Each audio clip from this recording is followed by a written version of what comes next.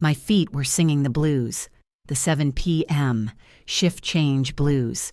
It's a special kind of hurt, different from the lunch rush. This one lives in your arches and whispers about how many more plates of spaghetti you have to carry before you can sit down. It was March in Brooklyn, that miserable gray time of year when the winter slush has turned angry and the spring hasn't bothered to show up yet. I, Elena Marconi, 28 years old and feeling every minute of it, was spinning. Marconi's Diner is my inheritance, not in money, but in sweat and the smell of garlic. We're a neighborhood institution, a secular church.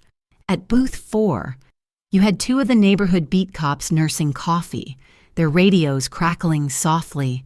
At the counter, the night shift guys from the postal sorting center were arguing about the Mets. Teachers graded papers over meatloaf specials. It was loud, it was warm, and it was ours. The walls are covered in black and white photos of the borough back when, before the new glass buildings started scraping the sky. On the shelf above the register, next to the pies, is a tray of my mother's cannoli. She's gone, but the recipe remains. My sister, Mia, was running the register, which also made her the hostess. She's 22, smart, and 7 months pregnant, round as the clock on the wall. She was supposed to be taking it easy, but we needed the hands. The bell above the door jangled, cutting through the clatter of plates.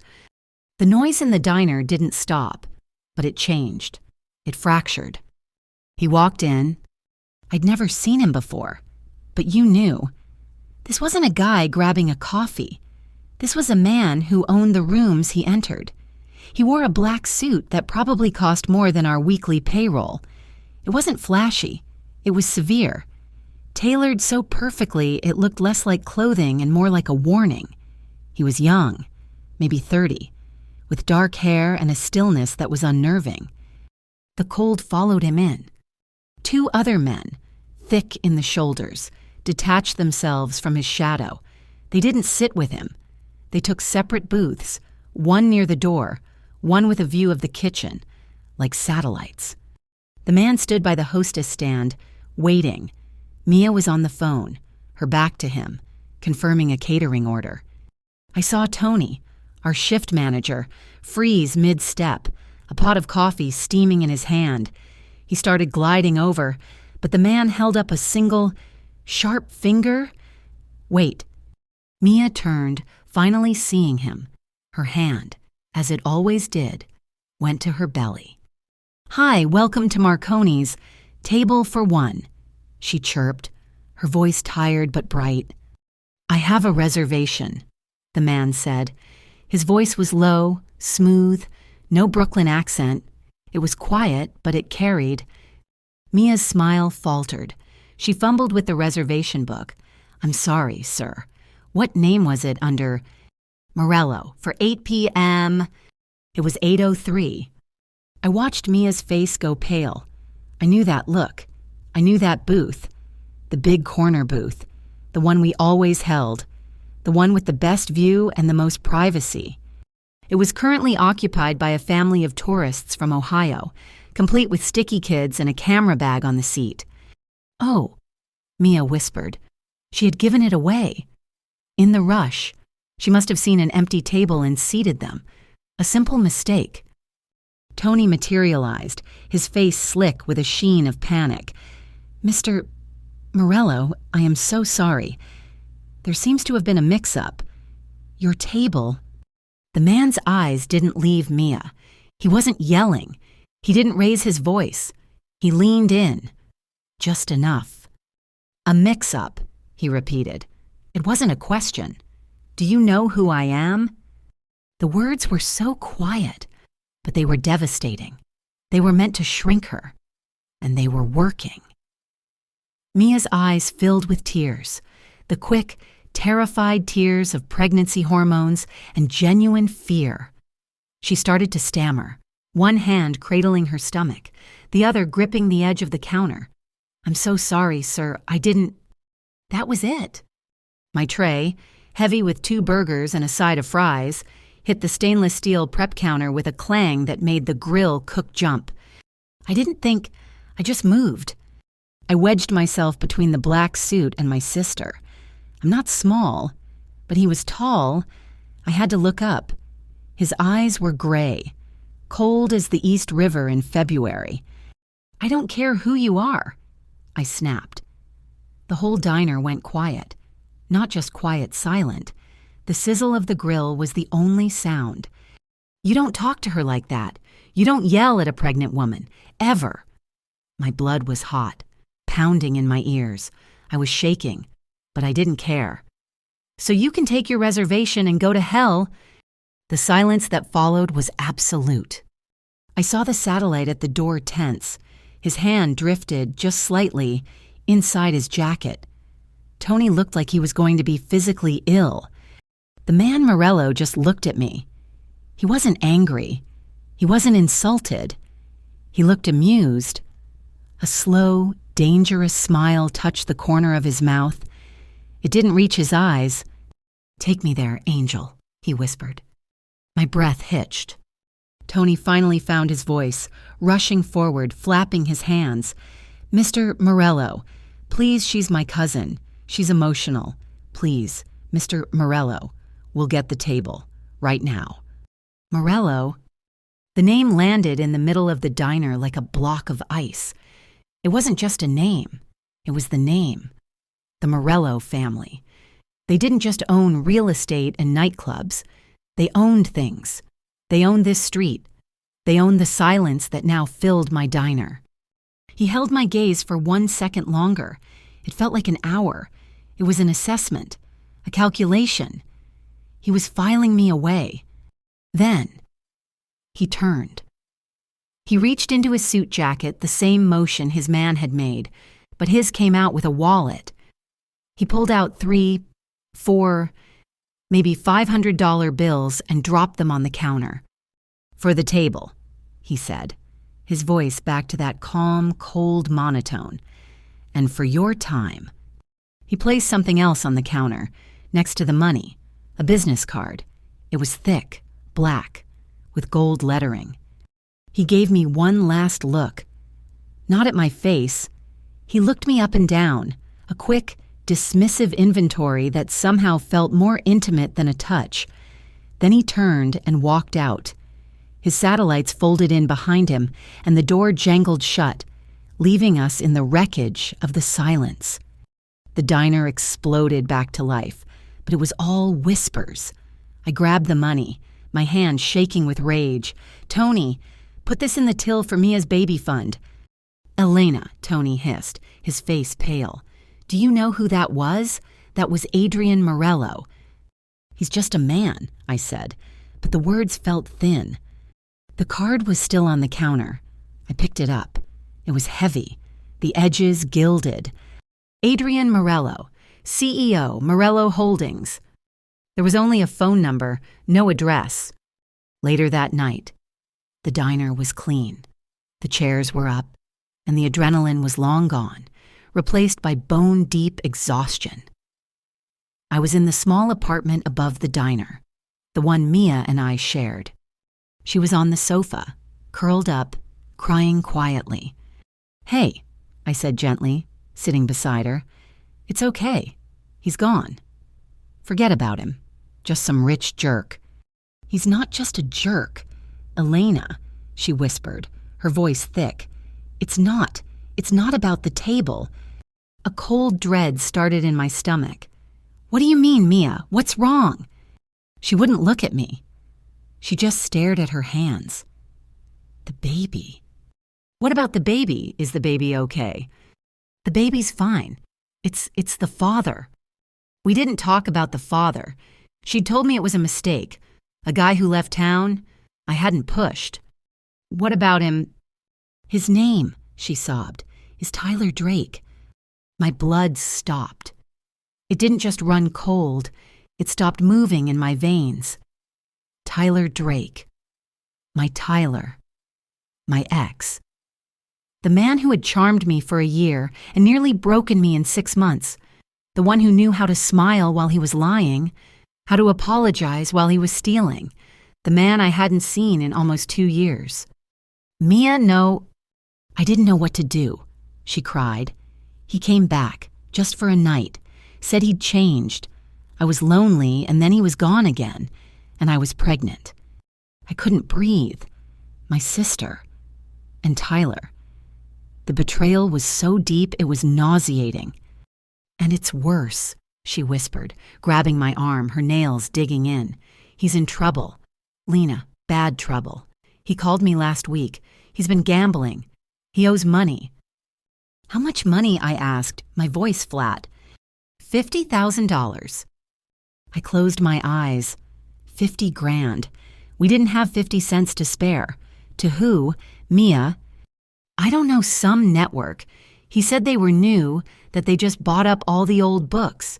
He said they were organized. I stood up and walked to the kitchen counter, my legs numb. I looked at the black and gold card I'd shoved into my apron pocket. Morello Holdings.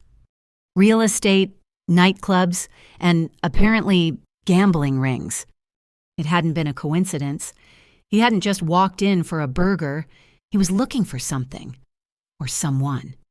My hands were shaking so hard I could barely unlock my phone. I dialed the number from the card. It rang once. Morello Holdings. How may I direct your call? The voice was male, impossibly smooth. An assistant. I need to speak to Adrian Morello. May I ask who is calling? Elena Marconi. There was a pause. Not a pause of confusion, but a pause of recognition. I heard the faint, rapid click of a keyboard. Ms. Marconi. Elena, 28, head waitress at Marconi's diner. Sister, Mia, 22. We were expecting your call. My stomach hollowed out. He was reading from a file. They had a file on me. How did you... Mr. Morello is unavailable, the voice continued, smooth as glass. But he has made time to see you. He's scheduled you for Friday night, 8 o'clock. A car will be sent to your address. I didn't agree to a meeting. I'm not going anywhere. It's regarding the outstanding debt of Mr. Tyler Drake, a debt Mr. Morello recently acquired, $50,000. I believe you understand the gravity. Friday, 8 p.m. You can't just... I was talking to a dial tone. I hung up the phone, my heart hammering against my ribs. He hadn't asked. He had told me. And I knew, with a certainty that chilled me to the bone, that no was not an option. Sleep didn't come. How could it? Every time I closed my eyes, I heard that impossibly smooth voice reading my life back to me from a file. Elena, 28. Sister, Mia, 22. I was at the diner by 5 a.m., running on caffeine and pure, undiluted terror. Mia was sleeping, thankfully. I told her I'd handle it.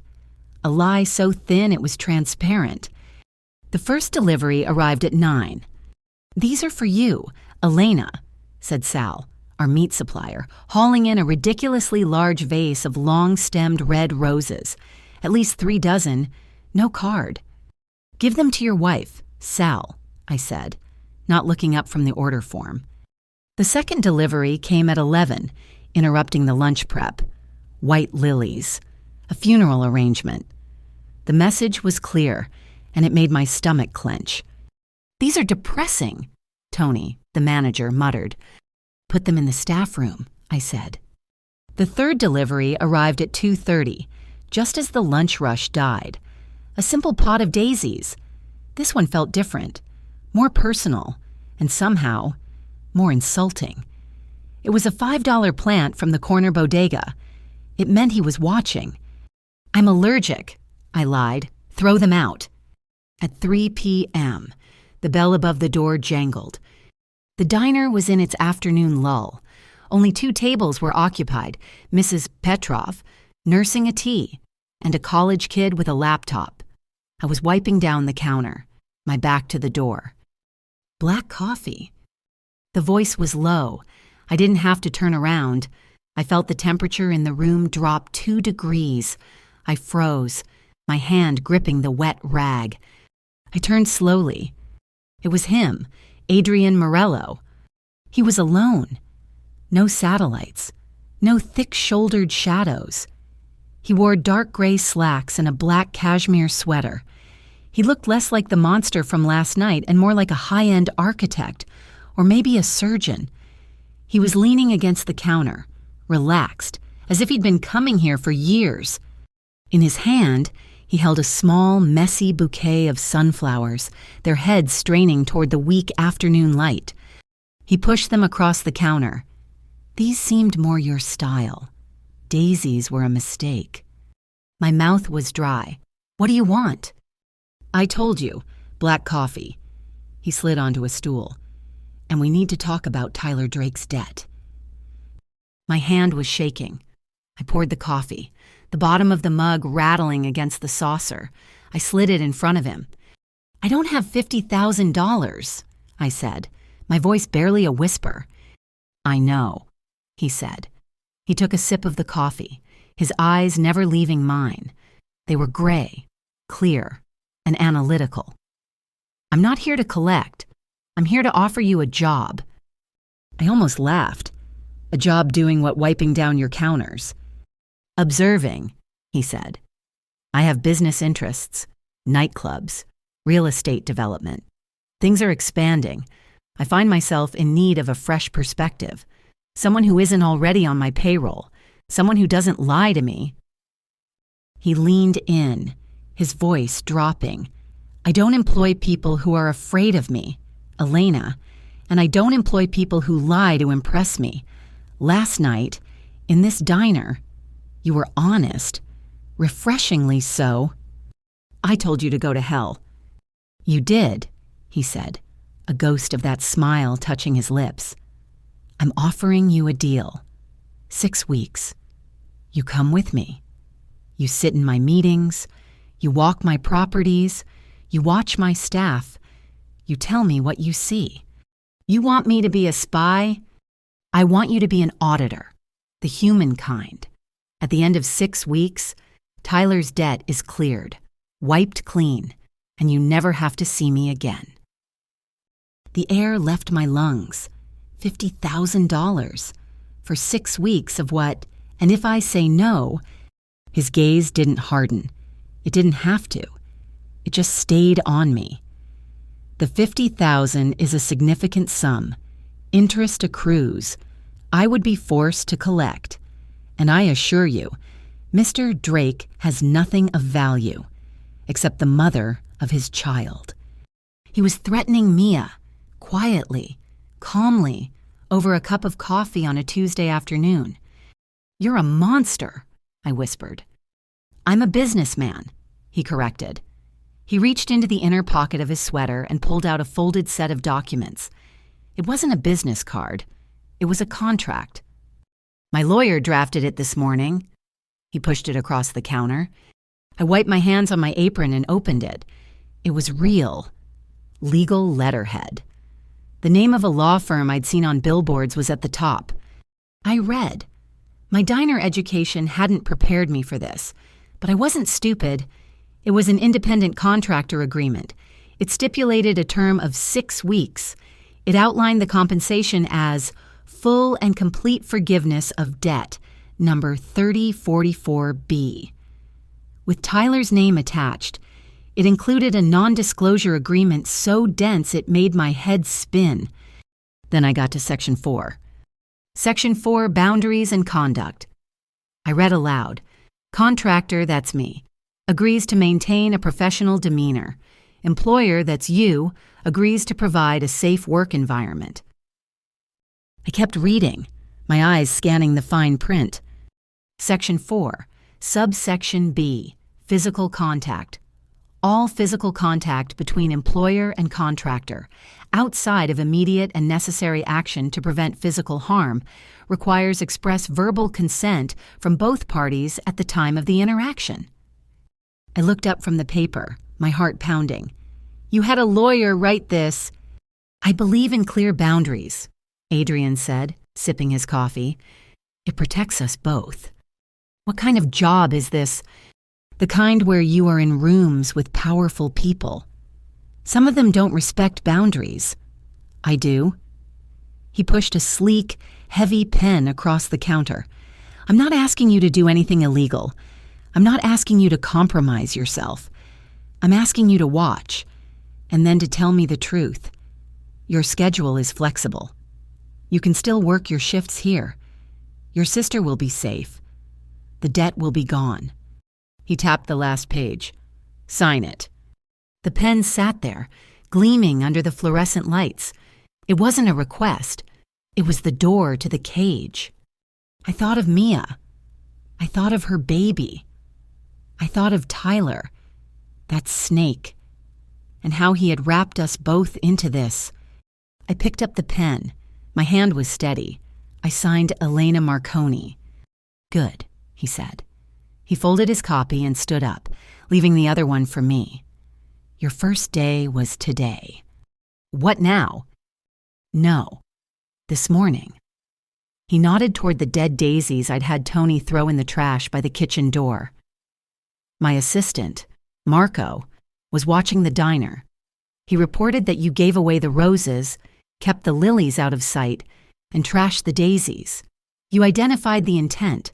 Roses were a test of vanity, lilies, a test of fear, daisies, a test of familiarity. You failed all three, spectacularly, which is why you're perfect for this." He left a $10 bill on the counter for the coffee. "Tomorrow, 9 a.m. A car will be outside." He was gone. The car was a black sedan, silent and severe. It took me out of Brooklyn and into the glass and steel heart of Manhattan. I was wearing my best black pants and a white blouse under my thin coat. I felt like a child playing dress-up. The meeting was in a boardroom on the 40th floor. The view was staggering. Adrian was at the head of the table, and a man I recognized from the diner, the satellite. Marco stood by the door. A developer, a slick man named Barrows, was presenting blueprints for a new condo complex. He was dismissive of me, barely making eye contact. "And we've maximized every square foot," Barrows was saying, pointing to the layout. "The profit margin is sitting at a clean 20%. Adrian was silent, steepling his fingers. He just listened. After 10 minutes, he nodded, almost imperceptibly, in my direction. My heart hammered. "Tell me what you see." "Excuse me," I said. My voice sounded small. Barrows paused, annoyed.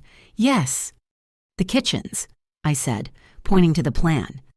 "The ones for the sub-level restaurant space. I only see 2 fire exits, and one of them vents into the main parking garage." Barrows' smile tightened. "That's standard code, sweetheart." "It's standard code for a storage area," I countered, my diner manager voice suddenly appearing. "Not for a kitchen with 6 commercial-grade deep fryers. You have a staff of 40 in a confined space with 1 viable exit. If that hallway flashes over, you've trapped them. You need a 3rd exit, venting directly to the street." The room went silent. Barrows stared at me, his face losing its tan. Adrian didn't look at me. He just spoke to the developer. "Fix it, and send me the revised budget. You're absorbing the cost. The meeting is over." In the elevator, Adrian was silent. As we reached the lobby, he just said, "The car will take you to the club tonight. 10 p.m. Marco will meet you." "Did I do okay?" I asked. "You saved me $3 million in a future wrongful death suit," he said, walking away. "Fix your hair. You look like a waitress." That night, the club was a different world. It was loud, dark, and smelled of expensive perfume and spilled liquor.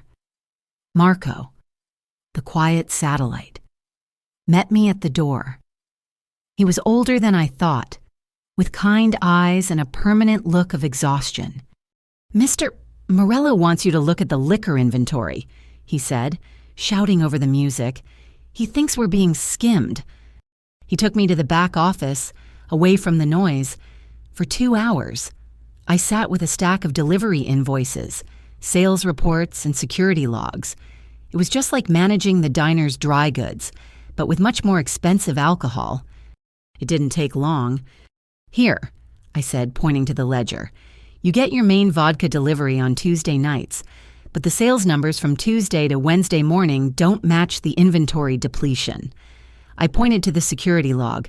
The delivery driver, a guy from Apex Distributors, is logging out at 3:05 a.m., but the security camera on the loading dock is malfunctioning for 10 minutes, always at 2:50 a.m. He's loading the truck back up. "How much?" Marco asked, impressed. "I make it 3 cases a week, every week, for 6 months. Your distributor is stealing you blind." Marco just nodded, a grim smile on his face. "Good work, Ms. Marconi." The real test came 3 days later. It was Thursday. I was taking Mia to her checkup at the clinic. It was the first normal thing I'd done all week. The appointment went well. The baby was healthy, kicking like a mule. Mia was glowing. We walked out onto the street, laughing, and for a second, I forgot about Adrian, the debt, the contracts. "Elena." The voice hit me like a bucket of ice water. Tyler Drake was leaning against the lamppost. He was thinner than I remembered, his eyes restless, but the same toxic charm hung on him like cheap cologne.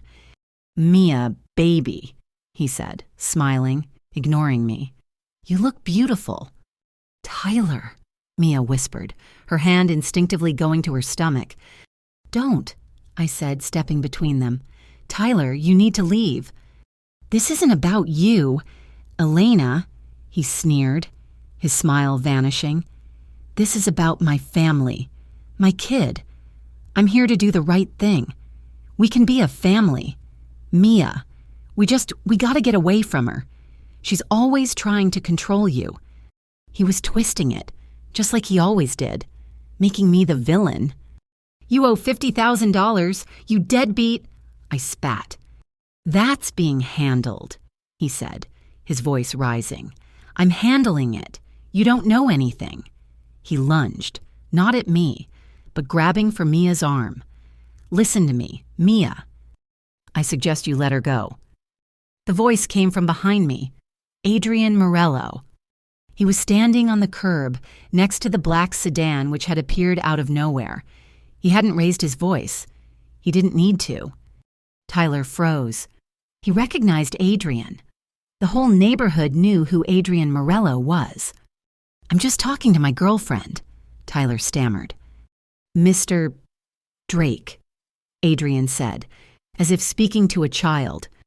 "The interest on $50,000 compounds daily. Every minute you spend here, you are costing yourself money you do not have. I suggest you walk away." Tyler's face went through a rapid series of emotions: confusion, fear, and finally, pure, unadulterated hatred. He looked at me. It was a look that promised retribution. He let go of Mia and backed away, hands raised. Fine, but this ain't over." He vanished around the corner. Mia was shaking, tears streaming down her face.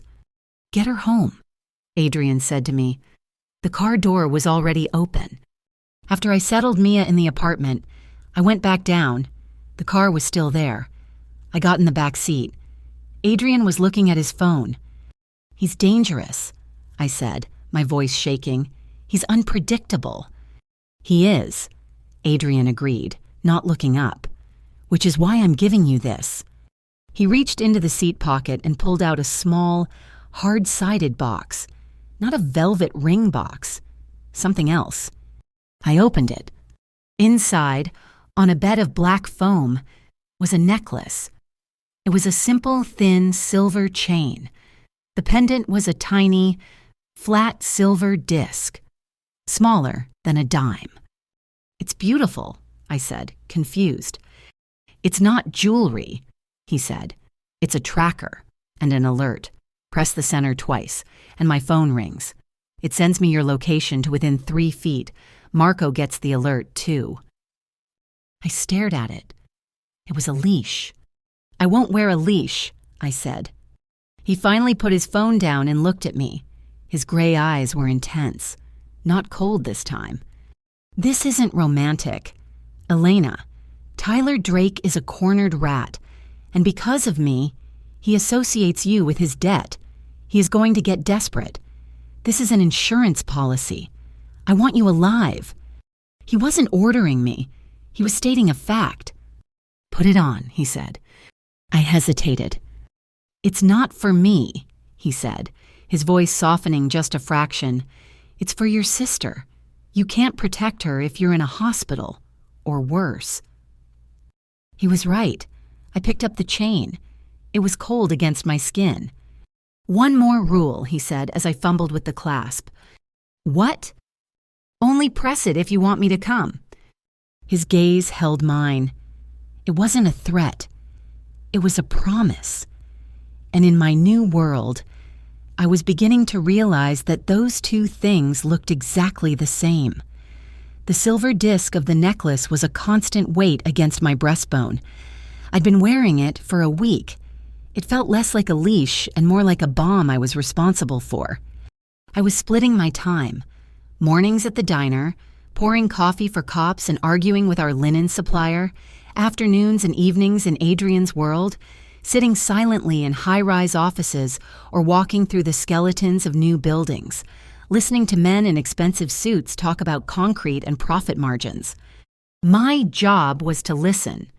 And after, Adrian would ask me one question. What did they lie about? It was terrifyingly easy. They lied about labor costs. They lied about timelines. They lied about the quality of the steel. They were just like Tyler, only with better suits. Adrian explained who Tyler had owed money to. It wasn't the old-school families. The game is changing, he'd told me, his voice flat as we drove back from a meeting. It's not about turf anymore. It's about data. His name was Caleb Rourke. He wasn't a boss. He was a facilitator. He ran a new kind of syndicate that was more tech startup than criminal enterprise. Rourke doesn't break legs, Adrian said, staring out at the passing lights of the Brooklyn Bridge. He breaks bank accounts. He deals in information. He acquires debt as leverage. The $50,000 Tyler owed was nothing to Rourke, but the leverage over a Morello associate, which Tyler had become, by association with Mia, was everything. Adrian had bought the debt to take that leverage away. Rourke was not happy. Rourke's partner was a man named Ethan Vale, a smiling tech CEO who ran a community finance app, a startup that was supposedly helping low-income neighborhoods with microloans. It's a digital laundromat, Adrian said. Vale washes Rourke's money through thousands of tiny, untraceable community transactions. They weren't coming at us with guns. Not yet. They came with clipboards. It was a Tuesday morning, our busiest day. 2 men and 1 woman, all in ill-fitting blue suits, walked in, holding clipboards. Department of Health and Mental Hygiene, the woman announced, flashing a badge so fast I couldn't even read it. We've had an anonymous tip about a severe microbial contamination. We're shutting you down pending a full inspection. Shutting us down. I echoed, my blood running cold.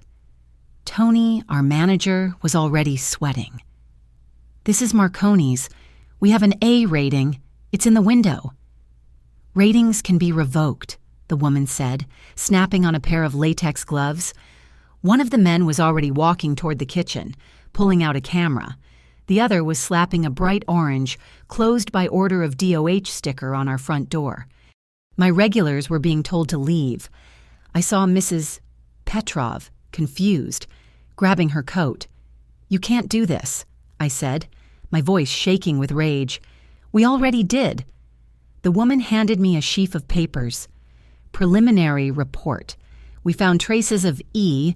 coli and acute listeria on samples taken from your walk-in last night. Last night, my walk-in is locked at 11. No one gets in.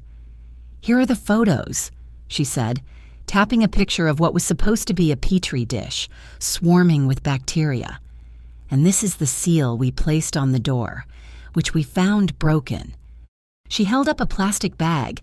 Inside was a broken zip tie with a small, embossed plastic tag. I looked at it. Then I looked closer. I'd seen that tag 100 times. The city inspectors used worn-out, old-school stamps. The lettering was always a little faint, a little uneven. This one was perfect. The letters were sharp, raised, with microscopic lines on the edges. "Where did you get this?" I asked. "It's DOH property." "Ma'am?" "This was made on a 3D printer," I said. The woman's smile flickered. "That's a serious accusation." "No, it's a fact," I said. "You can see the print layers. My sister's high school has a better machine than this." I pulled out my phone. I didn't call Adrian. I called Dr. Evans. He's a veterinarian whose clinic is 3 blocks over. He eats at the counter every Wednesday, and he loves my mother's cannoli. "Doc," I said, my voice low and fast, "I've got a DOH team here. They've got a photo of a microbial sample. It looks weird. Can you look at it?" "Elena, I'm a dog doctor." He grumbled. "I know. But you're the smartest guy I know with a microscope, and you hate bullies." There was a pause. "Fine. Bring it over. But I'm billing you for a gerbil consultation." I walked past the lead inspector. "I'm getting a second opinion on your photo." Her face went pale. She started talking into her phone, low and urgent. 20 minutes later, I was in Dr. Evans's office, the smell of antiseptic filling my nose. He was squinting at my phone, enlarging the image. "Well, it's bacteria, all right," he said. "But it's not E. coli. That's Serratia marcescens. Is that bad?" "Only if you're an insect," he said, taking off his glasses. "It's a common lab marker. We use it in biology class to show kids how germs spread because it's bright red and almost totally harmless to humans. And," he looked closer, "this isn't a petri dish. That's a disinfection validation strip. We use them to test our autoclaves, our sterilizing machines. They didn't photograph a contamination. They photographed the test itself. This is a fake, and a stupid one." When I got back to the diner, the inspectors were gone. The orange sticker was still on the door, but a black sedan was parked across the street, the same one that had been there for 3 days. I called Adrian. "They're gone," I said. "I know." His voice was calm. "Marco got the license plate on the SUV across the street. It's registered to a shell corporation, the same one that leases the office space for Ethan Vale's community app. So Rourke sent them. Rourke, or Vale. They're testing our defenses, seeing if I'd step in publicly." "You didn't," I said, tearing the orange sticker off the door. "You didn't need me to," he said. "You had a dog doctor. Good work, Elena. I'll have Vance, my lawyer, get the shutdown order buried by 5 p.m. That night, I was exhausted. The attack had been quiet, bureaucratic, but it felt more violating than a broken window. It was an attack on my mother's legacy. The black sedan picked me up at 10 p.m. I thought we were going to a club.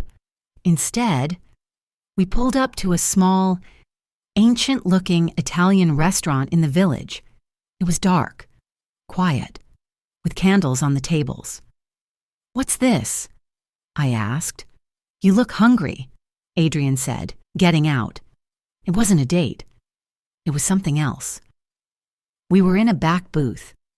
He didn't know the owner. No one knew him here. He was just a man.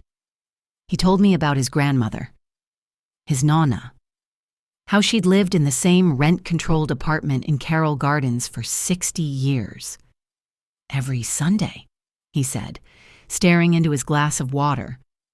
"We'd go for dinner, and at the end of the night, she'd slip me a $20 bill, folded up inside a napkin, every single week, even after I was making more than $20. He smiled, a real, small smile. She said it was for ice cream. Last week, I was there. She's 80.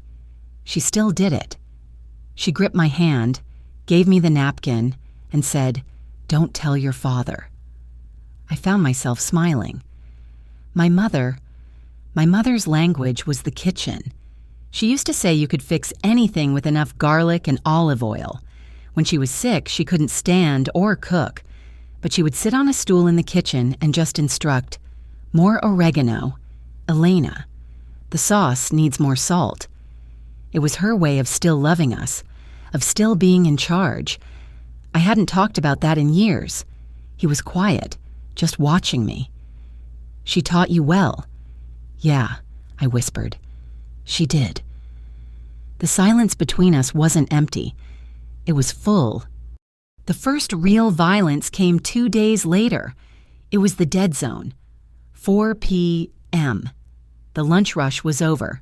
Dinner hadn't started. Mia was upstairs resting. Tony was in the back, checking inventory. I was at the front, refilling salt shakers. The bell jangled. 3 men walked in. They didn't look like Rourke's tech bros or Adrian's tailored muscle. They looked cheap, desperate. They reeked of stale beer and desperation. "We're closed for shift change," I said, my hand instinctively touching the silver disc under my shirt. "Sign says you're open," the biggest one said, sliding into a booth. "We want coffee, and some of that pie." My heart was hammering. I poured 3 coffees. My hands were shaking. "Where's the boss?" one asked. "I'm the manager," I said. "No, the other boss." The third one said, "The one in the fancy car." They were here for Adrian, or for me, to get to him. "He's not here." "That's too bad." The big one stood up. He pulled a handful of napkins from the dispenser. He walked over to the wooden cabinet near the bar where we kept our extra liquor supply. "Nice place," he said. He had something in his other hand, a bottle. He doused the napkins. The smell of lighter fluid hit me, sharp and chemical. He sparked a lighter. "Maybe it's a little flammable." He tossed the burning napkins at the base of the cabinet. The varnish caught instantly. A whoosh of blue and orange flame climbed the wood. The 3 men bolted, laughing as they ran out the door. The smoke was immediate, acrid, and black. "Fire!" I screamed, grabbing the extinguisher from behind the counter. "Tony, call 911. I aimed and squeezed, but the flames were spreading, licking at the curtains. I was choking, my eyes streaming, and I remembered. I clawed at my neck, found the disc, and pressed it, twice, hard. I didn't hear them arrive. I was on the floor, coughing, the extinguisher empty, the fire still growing. The front door burst open. It was Adrian, Marco, and 2 other men. They weren't in suits. They were in jeans and dark jackets. "Get her out!" Adrian yelled at Marco. Marco grabbed me, hauling me to my feet and dragging me toward the door, into the fresh, cold air. Adrian grabbed the second extinguisher from the kitchen and attacked the fire. He was ruthless, efficient. I was on the sidewalk, gasping, watching through the window. Then I heard it. Not a bang, a crack. Sharp, loud. One of the windows shattered. Adrian stumbled back, clutching his arm. The last of the flames died. Marco ran back in. "Boss, I'm fine," Adrian growled, walking out of the smoke, his face grim. "The fire's out." He was not fine. There was a tear in the shoulder of his jacket, and a dark, wet stain was spreading. "You're hit," I whispered, my voice raw. "It's a graze," he said, batting my hand away. "The hell it is!" The car didn't take me to the diner apartment. It took me to a penthouse. It was all glass and steel, overlooking the entire city.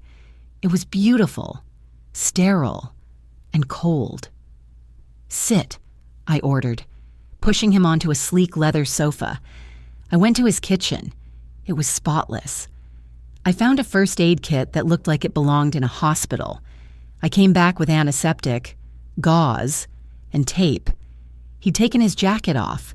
The graze had torn a shallow groove across the top of his shoulder. It was bleeding. A lot. "This is going to sting," I said. I poured the antiseptic onto the gauze. He didn't flinch as I cleaned the wound. His eyes were closed, his jaw tight. I worked quickly, my hands surprisingly steady. I was a waitress. I knew how to handle cuts and burns. I taped the bandage down, my fingers brushing the warm skin of his neck. He opened his eyes. We were close. Too close. I could smell the smoke on his skin. I pulled back, suddenly angry. "This," I said, gesturing to his shoulder, to the mess in my diner. "This is not my life. I signed up to observe, not to be a target." I stood up, my hands clenched. "You don't get to control my life with your men. Adrian, you don't get to protect me by making my home a war zone." He stood up slowly. He was taller than me, and for the first time, he looked tired. "You're right," he said, his voice quiet. "This is my world, and I dragged you into it." He stepped closer, but didn't touch me. "But you set the boundary, Elena, in the contract, and you said it again just now. So I'll follow it." "What does that mean?"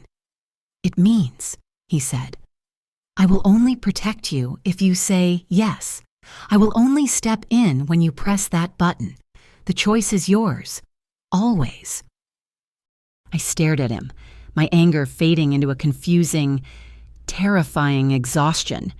He was giving me the power, even after he'd just taken a bullet for me. I got home at 3 a.m. Mia was asleep. I showered, the smell of smoke finally washing off me. My phone buzzed on the nightstand. A new message, an unknown number. It was a video. I pressed play. It was Tyler. His face was too close to the camera, his eyes wild, manic. He was in a dark car. "You think you're smart, Elena," he hissed, his voice a venomous whisper. "You and your new boyfriend.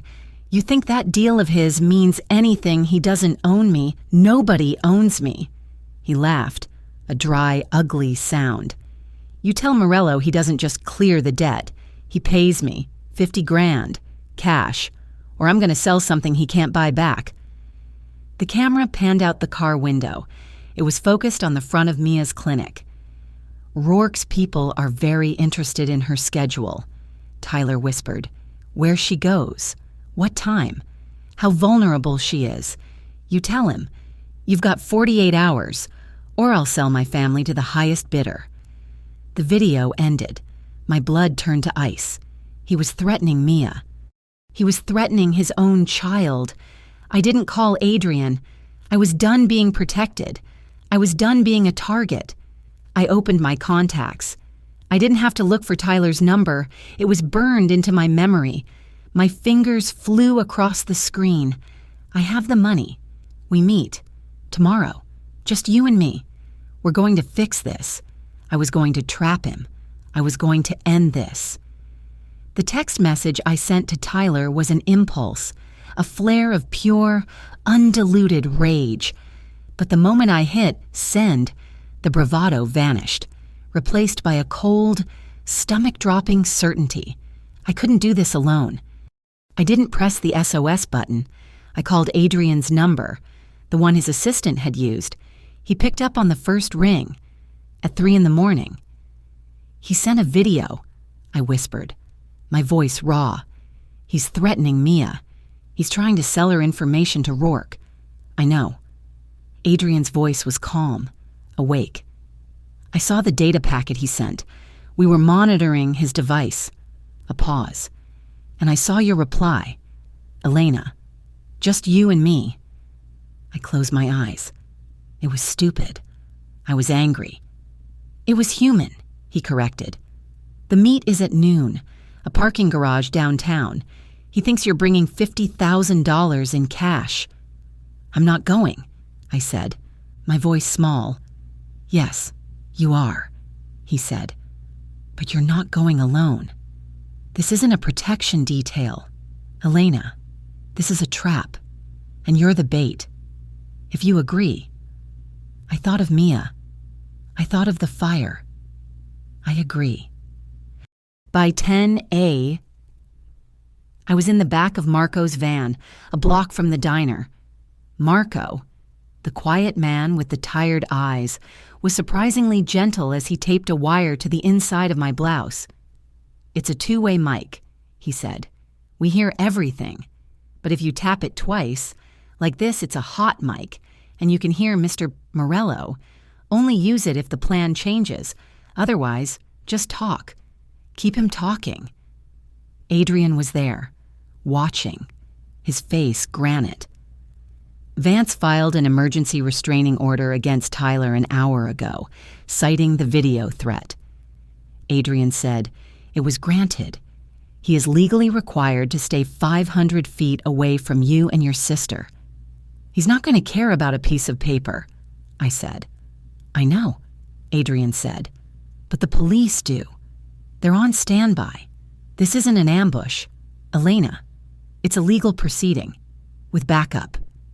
He handed me a large manila envelope, weighted with stacks of cut newspaper.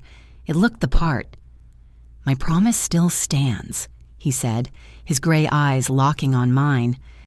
I will not intervene unless you ask, or unless your life is in immediate danger.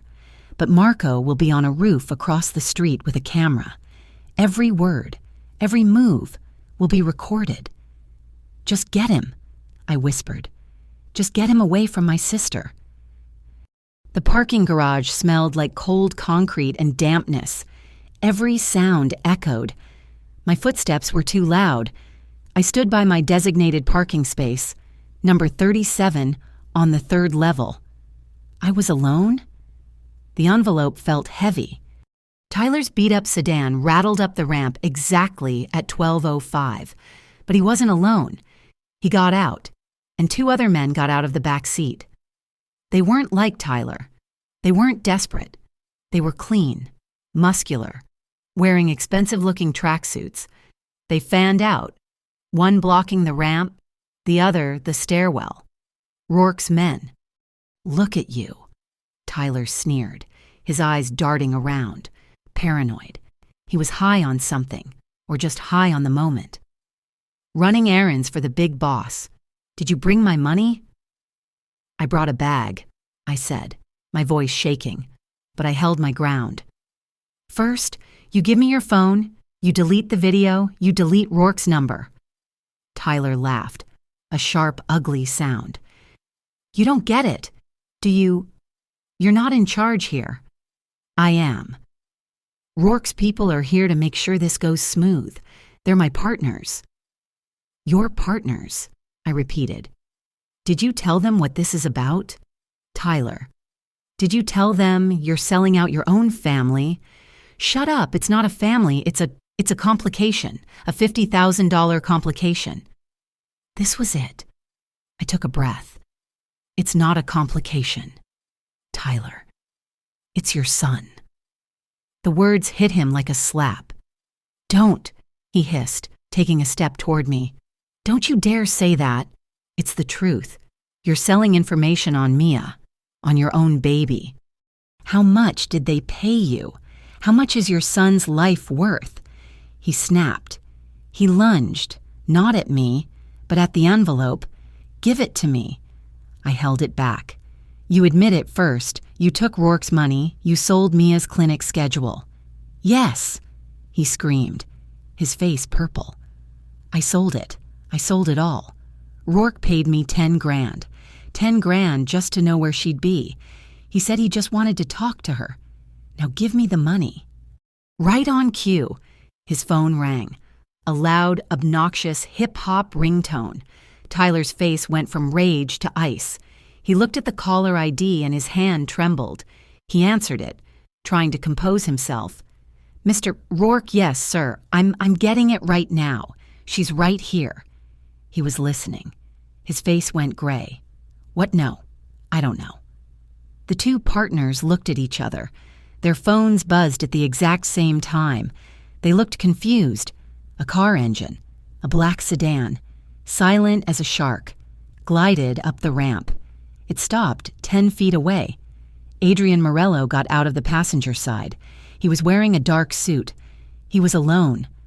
Marco was not with him. "Tyler," Adrian said, his voice calm, conversational. "You've been relieved of your duties." "Morello, I was handling it." Tyler stammered. Adrian ignored him. He looked at the two men in tracksuits. "Gentlemen, your boss and I are having a disagreement. He's on your comms right now. Put him on speaker." One of the thugs, his face grim, tapped his phone. "Boss Morello is here."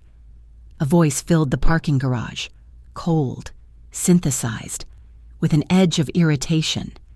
"Morello, this is beneath you. Cleaning up after your girlfriend's trash." "Caleb," Adrian said, walking forward, stopping just out of arm's reach. "You and I have a problem. You think you're in the information business, but you've been compromised." "Compromised by you?" Rourke laughed. "No, by my associate." Adrian nodded at me. "Ms. Marconi, while you were busy trying to shut down her diner with fake health code violations, she was running a little audit on your partner, Ethan Vale." In the van, Marco's voice suddenly crackled in my ear, the first time I'd heard it. "Rourke's call is mirrored. He's patching in Vale. They're on a three-way. Keep 'em talking. Boss." "Elena has a background in inventory. Caleb," Adrian continued, "she knows when the books don't match. She looked at your friend Vale's community app. All those little microtransactions. All those charity wallets. It's a beautiful system. A digital laundromat." Rourke was silent. "She found the API key," Adrian said. "The one that connects your entire network to Vale's community fund. And she traced it to 3 holding companies." "You're bluffing," Rourke said, but the confidence was gone. "Am I?" Adrian asked. "She also found the internal audit ledger, the real one. The one that shows you and Vale aren't splitting the profits. You're skimming, taking 20% off the top before the money even gets washed, which brings me to the real problem." Adrian paused. "I'm not sending this file to the district attorney. I'm sending it to your mother." The silence on the line was absolute. Even Tyler seemed to stop breathing. "You leave her out of this," Rourke hissed, his voice dropping to a dangerous whisper. "I can't. She was the family treasurer for 30 years. Caleb. She built that empire. She still controls the primary trust. What do you think she'll do when she sees you've partnered with a nobody like Vale to steal from your own family? When she sees you're risking federal indictments for a 20% side hustle? It was checkmate. The game wasn't about guns. It was about accounting." "What do you want?" Rourke finally said. "An internal audit." Adrian replied. "A real one. You're going to clean house. You're going to recall your men. You're going to sever your ties with Ethan Vale. And you are going to stay out of my neighborhood, my clubs, and this diner. And if I don't, the file is queued up. Caleb." Her finger is on the button. Another long, agonizing silence. "Internal audit." Rourke bit off. "You'll have your peace, but this isn't over." The line went dead. The two thugs looked at Adrian. Then they looked at Tyler, who was standing there, shaking, the useless envelope of newspaper at his feet. He was a loose end.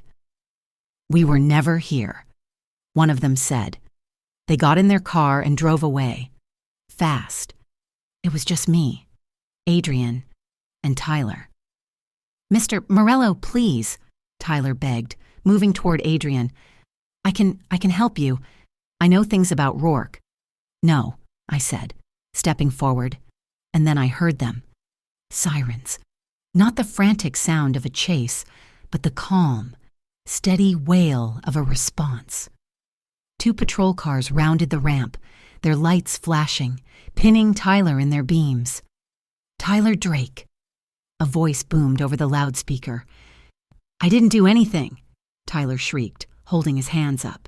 You saw I didn't touch her. The officers got out, their hands on their holsters. Mr. Drake, you're under arrest for violation of a restraining order. A third car pulled up, a sedan. Vance, Adrian's lawyer, got out, holding a file. That's him. Officers, Vance said. All business. He violated the 500-foot boundary the second he entered this garage, and we have him on tape admitting to conspiracy and extortion. They cuffed Tyler. His face was a mask of disbelief and terror. As they pushed him into the back of the cruiser, his eyes met mine. He wasn't hateful. He wasn't angry. He was just gone. A ghost. We were in Adrian's car, the city sliding by in the twilight. The silence was thick. Rourke's men are gone, Marco said from the front seat. We're tracking them. They're pulling back. All of them. It's not over, I said, my voice hollow. He said so. No. Adrian agreed. But it's paused. Rourke has to fix his own house before he can try to burn down mine again. Marco handed a tablet back to me. The screen showed an email, ready to send. The recipient was A. Rourke. The attachment was Family Audit. It's your choice. Elena. Adrian said, You gathered the data. You pressed the button. This was my power. This was my yes. I pressed send. A second later, Marco's phone buzzed. It's done. Rourke's network is lighting up. Internal recall. All assets assigned to Marconi's Diner and Morello Clubs are suspended pending audit. I let out a breath I had been holding for weeks. Adrian was watching me, his face unreadable in the dark. You did that. You made powerful men choose keyboards over guns. I turned to look at him, because the results are what matter. Mia is safe. That night, I was in his penthouse. I couldn't go home. The diner felt violated. I was standing by the floor-to-ceiling windows, looking at the millions of lights. I was vibrating, the adrenaline finally leaving my system, leaving me exhausted and empty. I heard him approach. He didn't touch me. He just stood beside me, watching the city. Are you all right? He asked. I don't know. I whispered. I feel sick. I used the idea of Mia's baby to trap him. You used the truth, Adrian said, his voice low. Tyler made his choices. You just gave him a stage to announce them. He was so close. I could feel the heat radiating from him. I'm tired, I said, turning to face him. I'm just so tired of being afraid. His eyes were dark, not analytical, not cold. They were full. He lifted his hand but stopped it, his fingers hovering an inch from my cheek. Elena, may I touch you? My breath caught. No one had ever asked. I nodded, unable to speak. Yes. His fingertips brushed my hair back from my temple. The touch was so light, so hesitant. It ached. It was the touch of a man who was afraid of breaking something. He saw me glance at his shoulder, where the bandage was, under his shirt. Does it hurt? I whispered. No. I lifted my own hand, slowly, and placed it on his chest. His heart was hammering, a frantic rhythm that matched my own. He covered my hand with his. What do you want? He asked. I want to feel safe, I whispered, the admission tearing out of me. Just for a minute. I don't want to be the one making the decisions. He nodded, a deep, slow understanding in his eyes. He leaned in, but not for a kiss. He rested his forehead against mine. I can't promise you safety, Angel, he whispered. Not in this life, but I can promise you this. I can promise you choice. He pulled back just enough to see my eyes. May I kiss you? Yes. It wasn't a kiss of passion or ownership. It was a kiss of reassurance. It was soft and searching, and it tasted like the end of a very long, very terrible day. It was an exhale when he pulled away. We were both shaking. "Adrian," I started, not knowing what to say. He kissed my forehead. "The guest room is down the hall. The door locks from the inside. You will be undisturbed." I looked at him, at this man who had lawyers and trackers and data maps, who had just crippled an enemy without firing a shot. "I don't want the guest room," I said. His eyes searched mine, looking for any hint of doubt. "Elena, are you sure it's—" "I'm sure," I said. He didn't sweep me into his arms. He held out his hand. I took it. In his room. He sat on the edge of the bed, and I sat beside him. "In my world," he said, looking at our joined hands, "there are 1,000 rules. In this room, there is only one. You. You say stop. We stop. You say wait. We wait. You change your mind. We stop. Nothing happens that you do not ask for first. Do you understand me?" Tears welled in my eyes. This was the ultimate control, the ultimate safety. He was giving me the power. "What about—" I stopped, embarrassed. "Protection," he said, not as a question. "It is handled. That is my responsibility. Always." He wasn't taking a reward. He was offering shelter. He used his free hand to tilt my chin up, his touch gentle. "Are you okay?" he murmured, checking my breath, my eyes. "I'm okay," I whispered. I leaned in. I kissed him. It was not a reward. It was a ritual. It was two survivors in a storm, finally finding a dry place to stand and proving to each other, with every questioning touch and every whispered yes, that they were real and they were safe, if only for tonight. Waking up in Adrian's penthouse was disorienting. The morning light was different up here, thin and pale, hitting the sterile gray furniture. I woke up alone. He was already gone, but there was a cup of coffee on the bedside table and a note, written on that same thick, expensive cardstock. "Vance will meet you at his office at 10. Go with Marco." It wasn't a request, but after last night, it didn't feel like an order either. It felt like a plan. Vance's office was the opposite of Adrian's penthouse. It was all old wood, leather-bound books, and the smell of paper. He didn't waste time on pleasantries. "Mr. Morello has instructed me to proceed with the termination of parental rights," Vance said, sliding a thick file across his desk. "Mr. Drake is currently in custody, facing multiple charges, but his incarceration doesn't sever his rights. This does." Mia was sitting next to me, her hands trembling in her lap. She'd been silent the whole ride, her face pale.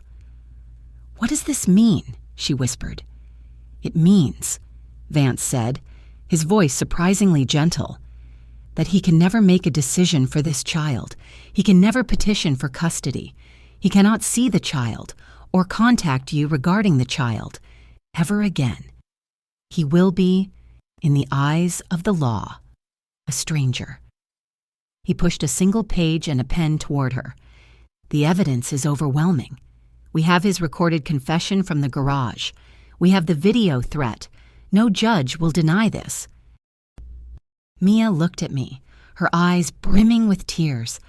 I saw a dozen emotions in them: guilt, fear, and a profound, bone-deep relief. "It's okay," I whispered, covering her hand with mine. "This is it.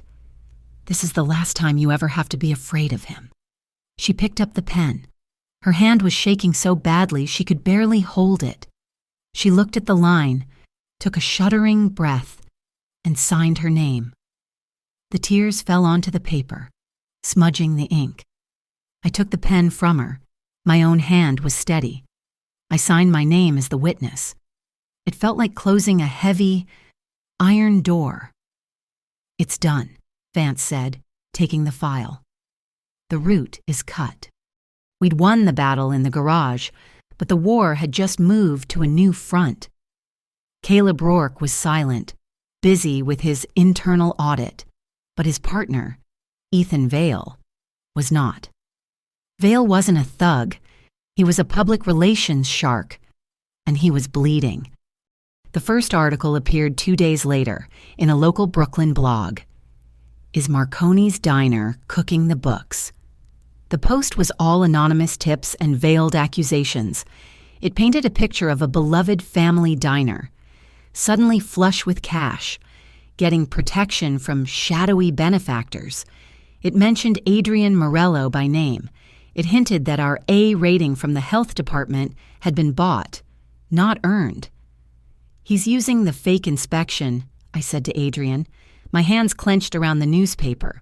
Rourke's men failed, so Vale is using the idea of it to poison us. He's not attacking me, Adrian said, his face grim. We were in the back office of the diner, the smell of garlic and coffee a stark contrast to the poison on the page. He's attacking my legitimacy by attacking yours.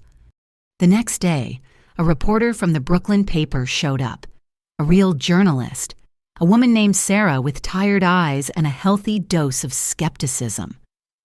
We're getting tips. Ms. Marconi, she said, that your diner is a front, that you're taking dirty money. Dirty money. I laughed, a bitter, sharp sound. Look around. Sarah, do you see anything but Formica and vinyl? We're $50,000 in debt. My sister is pregnant. I'm working 2 jobs. This is my mother's legacy. And that leech, I spat, is trying to burn it down with lies because we caught him. Caught him doing what? I hesitated. I looked at Adrian, who was standing by the door, silent. He gave me a single, slow nod. Your choice. He's a money launderer. Sarah. He runs that Community First app. It's a front for Caleb Rourke. They're washing their cash. I have the proof. But that's not the story. The story is what happens when you don't take their money. I had an idea. It was crazy. And it was pure Marconi. You want to know where our money goes? I said to Sarah, come back Thursday night, 8 o'clock, and bring your notebook. Thursday night. We didn't open for regular service. We put a sign on the door, Marconi's Community Kitchen. Tonight's meal is free. Tony and I had cooked all day. 200 quarts of marinara sauce, 50 pounds of pasta, loaves and loaves of garlic bread. Adrian was there. Not in a suit. He was wearing jeans and a dark sweater, sleeves rolled up. He was washing dishes. Marco was hauling trays. The people came. The folks from the homeless shelter down the street. The elderly tenants from the building next door who were struggling with rent. The single moms from Mia's clinic. It was loud. It was chaotic. It was beautiful. Sarah, the reporter, was standing by the counter, her pen flying. I handed her a binder. This is our community fund, I said. Every cent we make from our Thursday night Pay What You Can service, which we're starting tonight, goes into it. Here's the bank statement. Open this afternoon. Here's the auditor. His name is Jim. He's a retired accountant, and he eats here every morning. Jim waved from booth 4, his mouth full of spaghetti. Here are our books, I said, sliding her our real ledgers. Open to anyone. You can see the $50,000 loan we're paying off. You can see the cost of tomatoes. There's no dirty money. Sarah, there's just hard work. And this.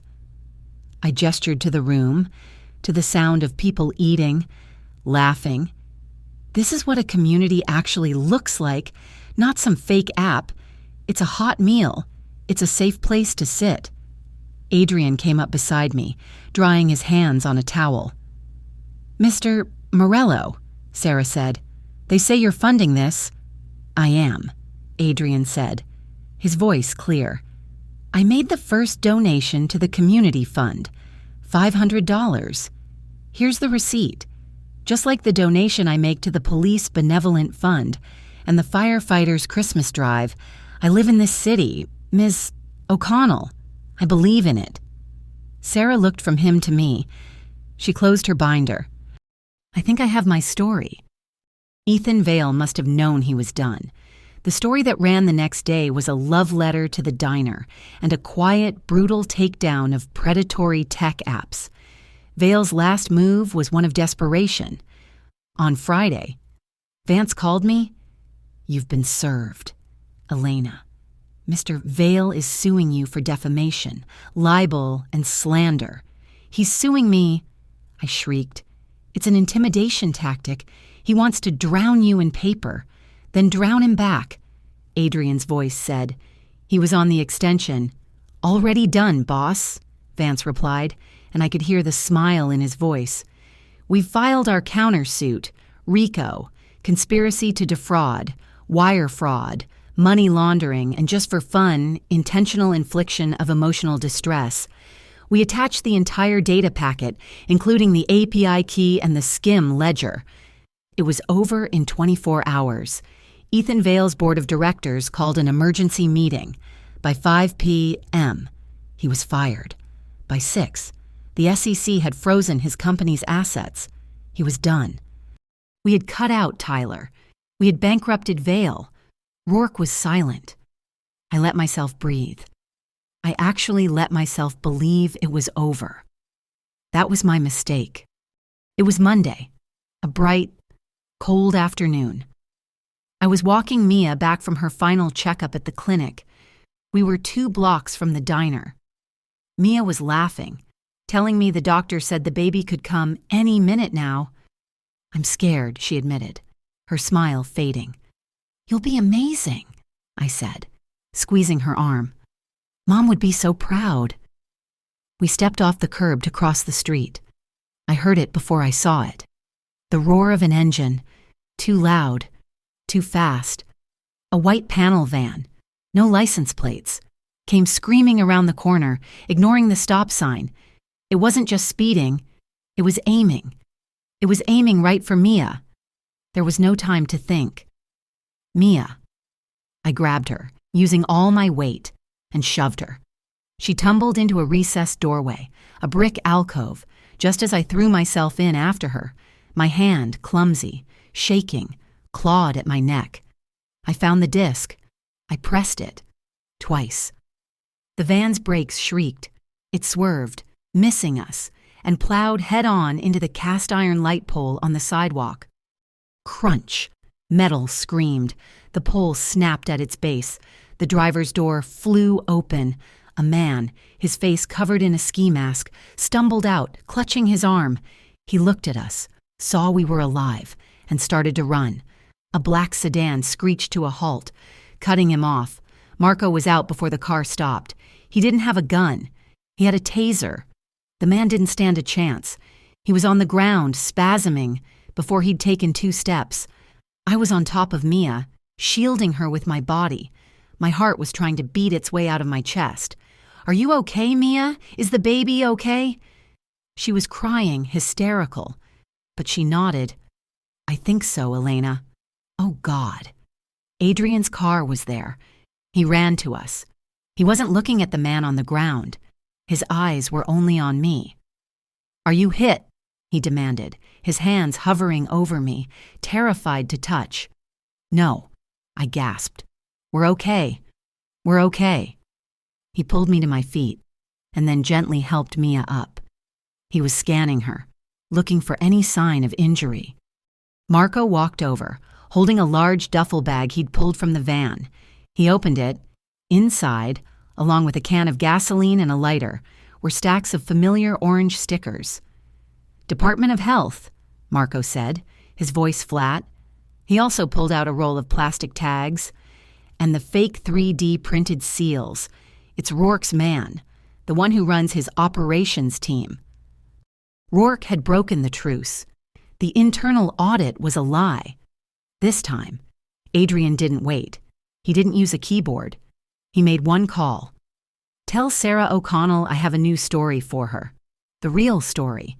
about how Caleb Rourke uses attempted murder as a business tactic. Send her the photos of the van and the seals and the driver's employee file. Rourke folded in 10 minutes. A call came to Adrian's phone. He put it on speaker. It was Rourke's lawyer. Mr. Rourke offers his profound apologies. A rogue element, already terminated. He is prepared to hand over the head of his operations team to the DA. In exchange for journalistic discretion, he's giving up his right-hand man, I whispered, to save himself. Adrian said. He looked at me. Your choice. Tell him no, I said, my voice cold. The driver, the man in the mask, he'll talk. He'll give them Rourke. No deal. Adrian smiled, a cold, sharp smile. He spoke into the phone. My associate declines. You have a good day. He hung up. The chain was broken, all of them. That evening, the sun was setting, turning the slush on the streets to pink gold. Where are we going? I asked. We were in Adrian's car. One more stop, he said. He drove us to the cemetery, to my mother's grave. I hadn't been there in months. I stood there, my hands in my pockets, staring at her name. Adrian stood beside me, not speaking. She would have hated you, I said, a small, wet laugh escaping me. I know, he said, his voice soft. She would have hit me with a wooden spoon. Yeah, she would have. We were quiet for a long time. I was born to be a fence. Elena, he said, looking at the city's skyline in the distance.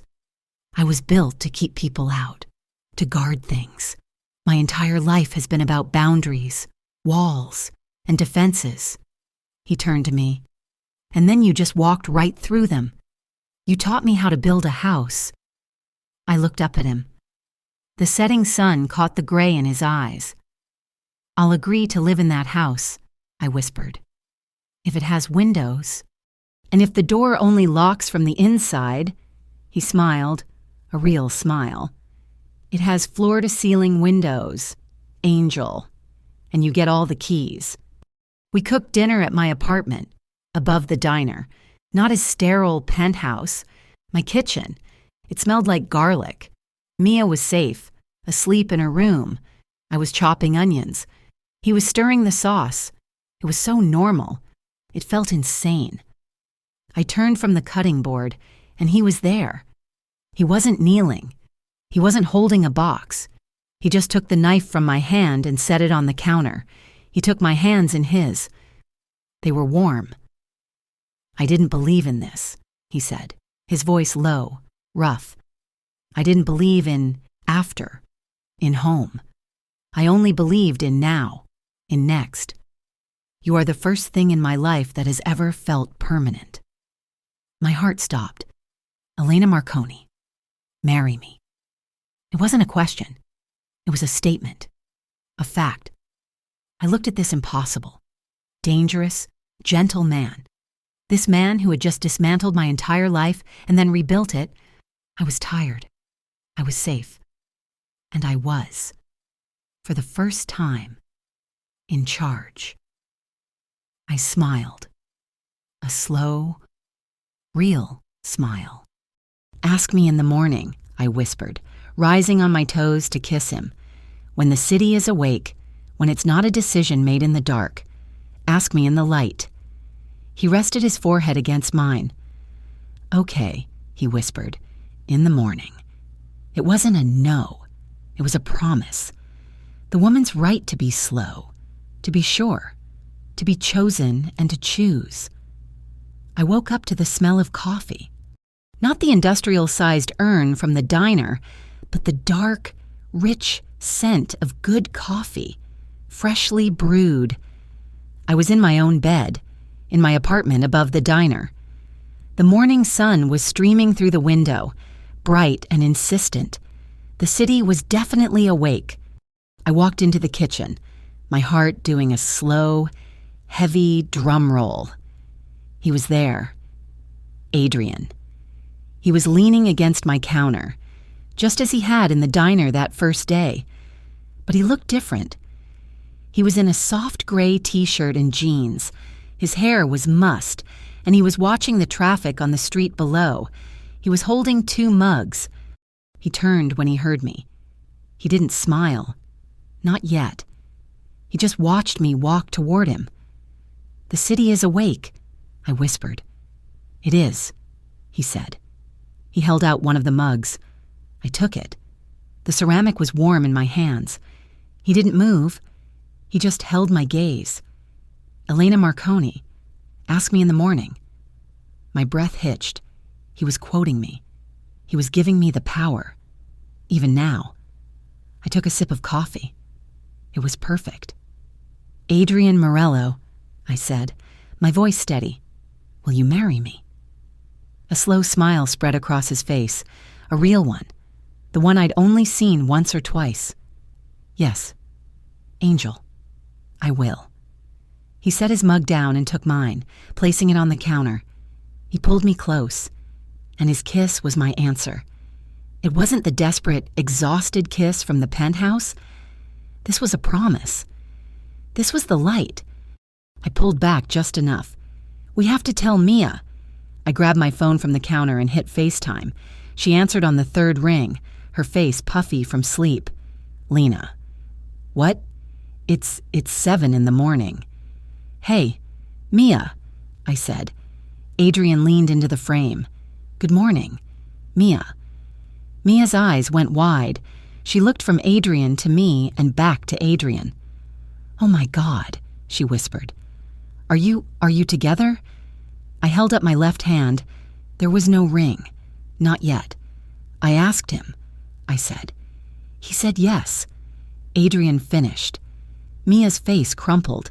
She burst into tears, the loud, happy, hormonal sobs of an almost mother.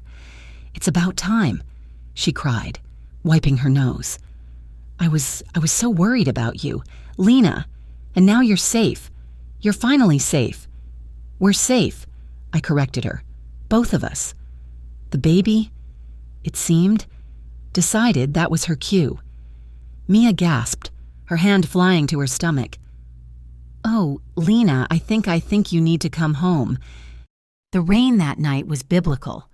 It wasn't the soft spring rain we'd been hoping for. It was a cold, angry March downpour, hitting the windshield of Adrian's sedan so hard the wipers couldn't keep up. "Breathe, Mia, just breathe," I said, holding her hand in the back seat. She was squeezing so hard I thought my fingers would break. "It hurts, Lena. It hurts." I know.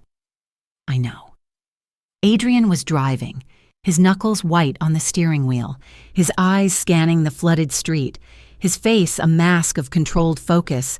He wasn't panicking. He was inevitable. He got us to the hospital entrance in under 10 minutes, a drive that should have taken 20. He didn't just drop us off. He parked. He came in. He handled the admissions desk with a quiet, terrifying efficiency that had nurses jumping. They had us in a private room in less than 5 minutes. For the next 6 hours, the world shrank to that room. It was just me and Mia, doing the work our mother had taught us to prepare for. I held her hand. I wiped her face. I told her she was the strongest person I knew. Adrian stood by the door. He never left. He didn't interfere. He didn't sit. He didn't look away. He just stood there, a solid, warm wall between us and the rest of the world. He was the guardian. He was the fence, as he'd said. But this time, he was a fence protecting a home. At 3:17 in the morning, as the rain finally softened to a whisper, she was born. A perfect, screaming, healthy baby girl. They laid her on Mia's chest. Mia was sobbing, laughing, completely exhausted. "She's so small," Mia whispered, touching the baby's tiny hand. "She's beautiful, Mia," I cried. "What's her name?" the nurse asked. Mia looked up, past me, to the man standing by the door. Her eyes were clear and certain. "Angelina," Mia said, her voice strong. We'll call her Angie, after her aunt. The angel who saved us." I looked at Adrian. His eyes were locked on the baby, and his face was undone. The control was gone. He looked wrecked, in the best possible way. The world outside the hospital room had continued to turn. The pieces we had set in motion were still falling. Caleb Rourke was formally indicted. The DA's office had been gifted an anonymous, encrypted hard drive, the one I had sent to his mother. It turned out Mrs. Rourke, 80 years old and built of iron, did not appreciate her son stealing from the family trust. She had forwarded the entire family audit to the authorities herself. The violence in our part of the city didn't just decrease, it evaporated. Rourke's crew was too busy fighting the feds, and the other crews were too terrified of whatever digital ghost Adrian Morello had on his payroll. Fear of spreadsheets had replaced fear of the gun. Adrian's own transformation was just as quiet and just as profound. He sold the clubs, all of them. The dark nights, as you called them, he told me one afternoon. They were profitable, but they weren't clean. He liquidated the assets, transferring the massive influx of capital into a new venture, Morello Housing. He wasn't just building condos anymore. He was buying up old, decrepit apartment buildings in the Bronx and Brooklyn buildings, Barrows, and his developer friends wouldn't touch, and he was fixing them. New plumbing, new windows, safe wiring. Affordable housing, he'd said, as if it were the most obvious thing in the world. His team changed too. Marco, his quiet, exhausted shadow, was now the head of Morello Community Security. They were all licensed. They all had benefits. They stopped being satellites and started being guardians. Officially. Marconi's diner was busier than ever. Sarah O'Connell, the reporter, had written a follow-up piece, "The Diner That Heals." Marconi's community kitchen and the new face of Brooklyn. Our Thursday night community dinner became a neighborhood institution. People came, they ate, they paid what they could. The binder of open books was always on the counter for anyone to see. Some ghosts, however, didn't give up easily. I was working the lunch rush one Tuesday when the diner phone rang. "Marconi's," I answered, balancing the phone on my shoulder. "Elena." I froze. The voice was thin, reedy, coming through a bad connection. "Tyler." "I get one call a week," he said, his voice desperate, pathetic. "Lena, you gotta help me. They're saying years for extortion, for the restraining order. You can't let them do this to me. Tell them I was confused. Tell Morello I'm sorry." The old me would have screamed. The old me would have cried. The old me would have hung up. The new me was calm. "Tyler," I said, my voice flat, cold, and procedural. "You have the number for my lawyer, Vance. You can direct all future communications to his office. But Elena, please, I'm the father of Mia's. You terminated your rights. Tyler, there's nothing more to talk about." I hung up the phone. I did not shake. I did not look back. I grabbed a hot plate of spaghetti and took it to table 4. The boundary was holding, not with emotion, with procedure. That night, I moved out of the apartment above the diner. I moved into the penthouse. It was different this time. It wasn't cold. It wasn't sterile. When I opened the closet in the master bedroom, half the hangers were empty, waiting for me. In the bathroom, there were 2 toothbrushes in the holder. "You'll need your own drawer," he said, coming up behind me, wrapping his arms around my waist. "I think I'll need my own dresser," I murmured, leaning back against his chest. "We'll buy one." It was easy. That night, we established the new rules, the house rules. "The lamp on the entryway table," I said. "We leave it on if one of us is home late, so the other one knows they're not coming home to a dark house." "Okay," he said. "Rule 1, the porch light." I walked to the heavy front door. I checked the deadbolt, and then I slid the heavy brass chain lock into place. Adrian was watching me. "I'm here, Elena. You don't need the chain." I turned to face him. "I know. It's not for you. It's for me. It's the reminder." He looked at me, and I saw that he understood. He nodded. "Rule 2, he said, his voice soft. "Care doesn't conflict with trust. The chain stays on." The final test came on a Sunday. "My Nonna," he said, his voice hesitant for the first time. "She's expecting us for dinner." Her apartment in Carroll Gardens was exactly as I'd pictured it. It smelled like garlic, old wood, and tomato sauce that had been simmering for 8 hours. Nonna Morello was a tiny woman, barely 5 feet tall, draped in black, with sharp, intelligent eyes that missed nothing. She looked me up and down, sizing me up. She didn't hug me. She grabbed my face, one hand on each cheek, and stared into my eyes.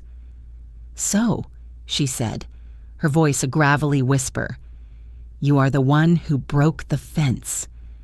"Nonna," Adrian said, his voice a warning. "Hush, you," she snapped, not looking at him. "I didn't break it. Nonna," I said, my voice steady. "I just opened the gate." Her eyes widened, and then she smiled, a huge, gummy, wonderful smile. She has a mouth on her good. He needs a mouth. She released me and pulled me into a hug that smelled like basil. "Welcome to the family, child. Now, come, eat. You're too thin." We sat around a table crowded with food. Marco was there, and his wife, and Adrian's father, who was quiet and sad-eyed. It was loud. It was chaotic. It was family. At the end of the meal, as Adrian was helping his grandmother clear the plates, I saw her stop him. She reached up, her frail, wrinkled hand touching the corner of his mouth. He froze, letting her. "Your mouth," she whispered, loud enough for me to hear. "It's softer now, Adriano." She looked at me, and she winked. I smiled. This was family, the kind you choose, the kind you feed and fight for and build and nurture every single week. We were safe. The seasons turned. The angry gray slush of that first day melted, and a real tentative spring arrived in Brooklyn. It was the first spring in my life that I wasn't just surviving, I was breathing. Life settled into a new kind of rhythm, one not defined by panic, but by small, repeated actions. One chilly April morning, I showed up at the diner to find a construction crew installing sleek, black outdoor heaters above the bench where our regulars waited for tables. "What's this?" I asked Tony, who was directing them. "The boss's orders." He grinned. Not Tony the panicked manager, but Tony the co-conspirator. "Mr. Morello said," and I quote, "Your people look cold. Fix it." He hadn't asked. He'd just seen a problem and built a solution. The next day, I went to a supply store and bought a dozen coloring books and 5 boxes of crayons, which I stacked by the hostess stand. "What's that for?" Adrian asked, finding me there. "For the kids at table 7 who are about to have a meltdown," I said. "You fix the cold, I fix the chaos. Teamwork." He'd smiled, that quiet smile that was just for me, and kissed my temple. The chaos we'd invited into our lives, however, was the best kind. Mia came back to work, just 2 shifts a week. "To keep my sanity," she said. She wasn't a hostess anymore. She ran the community kitchen on Thursdays, her old guilt transformed into a fierce, organizing energy. And she brought Angie, the diner, my mother's diner, which had never heard the sound of a baby, now had a new soundtrack. Angie, in her car seat, would be parked in booth 4, the old Morello booth, and she'd be passed from hand to hand. Mrs. Petrov, our old regular, would hold her and sing old country lullabies. The beat cops, the ones who'd been there that first night, would awkwardly pat her head, their radios crackling softly next to her. The sound of a baby became our new normal. It was the sound of a life that had been given a chance. The war we'd fought didn't end with a parade. It ended with paperwork. Caleb Rourke was buried in a federal investigation. His mother's gift to the DA had been all they needed.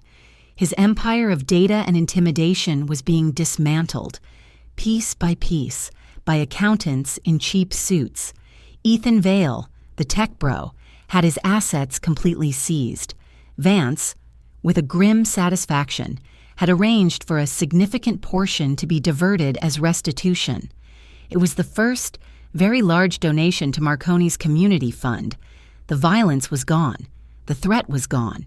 In its place, we just had work. My life was now split in two. Mornings. I was Elena Marconi, diner owner. I argued with produce suppliers. I poured coffee. I wiped down tables. I loved the weight of the apron, the familiar heat of the grill. It was my ground. It was my mother's legacy. Afternoons. I was Elena Morello-to-be consultant. I sat in Adrian's glass-walled office, not as an observer, but as a partner. I looked at the blueprints for his housing projects. "You can't put the playground there," I'd said, pointing to a map. "It's too far from the laundry room. The moms can't watch their kids. Put them side by side. And you need more light here. This hallway is a tunnel. No one will feel safe." He'd just listened. And then he'd given the order to his architects. "Do what she says." I hadn't been saved. I'd been given a bigger table to manage. I'd chosen a role that had a voice, and he was the one who listened. His own transformation was quieter, and it happened in my kitchen. He came to the penthouse one evening and found me making the sauce. My mother's recipe, the one I'd told him about. He didn't say anything. He just watched me. He watched me chop the onions and the garlic. He watched me add the oregano.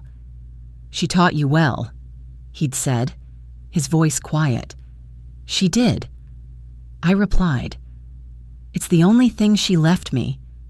"No," he said, moving to stand beside me. "She left you the language." He picked up another onion and a knife. "Teach me." And so I did. I taught him how to chop, not crush, the garlic. I taught him to wait until the onions were translucent. I taught him that the secret was a little bit of sugar to cut the acid, a secret I'd told no one. He was clumsy at first, his large, controlled hands awkward with the wooden spoon, but he was a focused student. He learned the language. The proposals didn't stop. They just changed. He hadn't bought me a ring. Not yet. "A ring is a circle," he'd said. "It's an object. I'd rather give you a ritual." So, every morning, I woke up to the smell of coffee. He was always up first. He'd be standing by the window, looking at the city, holding 2 mugs. He'd hand me mine. It was always perfect. A little milk, no sugar. "Elena Marconi," he'd say, his voice rough with sleep. "Adrian Morello," I'd reply. "Will you marry me? Today?" And I would smile, taking a sip. "Yes, for today, I will." It was our promise, a new one, made every day, in the light, a choice, repeated. One evening, that spring, we were walking. We'd had dinner at Nana's. Angie was asleep in my arms, bundled against the cool air. We were walking down the street. My street. We passed the clinic where Tyler had cornered us. We passed the corner where the panel van had come screaming toward Mia. We passed the front of the diner where the heaters glowed, warming the empty bench. We stood on the spot where he had first walked in, all those months ago. The spot where I had looked a monster in the face. "This is where it happened," I whispered. Adrian looked at me, his face unreadable in the streetlight. "You told me to go to hell." "Angel," he said, his voice a low rumble. I looked up at him, at this man who had learned my mother's sauce, who proposed to me with coffee, who had taken a bullet for me. "I did," I said, shifting Angie's weight in my arms. "And we built a house right on top of it. We went home to the penthouse. We were a family. Mia and Angie stayed with us 3 nights a week. The sterile glass box was now filled with baby swings, bottles, and the sound of laughter. We had our rules. The lamp was on, a beacon in the dark. When we got inside, I put the sleeping baby in her bassinet. Adrian locked the deadbolt. I walked over and slid the brass chain into its track. He came up behind me, placing his hands on my waist. "The chain, Elena," he murmured against my hair. "The chain." "Adrian," I replied. It was our habit, our ritual, a reminder that love is a responsibility. Repeated. That safety isn't a guarantee. It's an action. It's checking the locks. It's making the coffee. It's showing up. I stood by the window, looking out at the millions of lights. The city, which had once seemed so terrifying, now just looked like home. I thought of my mother. I thought of Dr. Evans, the vet. I thought of Sarah, the reporter. I thought of Nonna Morello and her wooden spoon. "Thank you," I whispered to the glass, to all of them, the ones who chose to be kind. Adrian wrapped his arms around me from behind, resting his chin on my shoulder. "Everywhere," he whispered in my ear. I closed my eyes, leaning back against the solid, warm wall of his chest. Everywhere. Thank you so much for listening all the way to the end of our story. I'm so curious. Where in the world are you listening from? Let me know in the comments below. I'd love to connect with you and hear your thoughts. If you enjoyed this ride, please show your support by subscribing to our channel, Mafia Boss Stories, and giving this video a like. And finally, if you really want to help this story get heard by more people, please consider hitting that hype button to show your support. We appreciate every single one of you.